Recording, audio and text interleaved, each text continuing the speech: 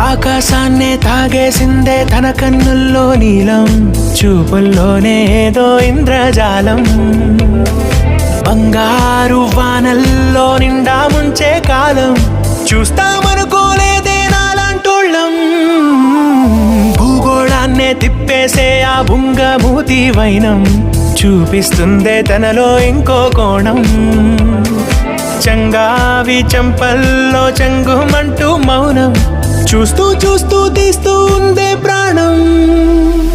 తను చేరిన ప్రతి చోటిలా చాలా చిత్రంగున్నదే, తనతో ఇలా ప్రతి జ్ఞాపకం ఛాయాచిత్రం అయినదే.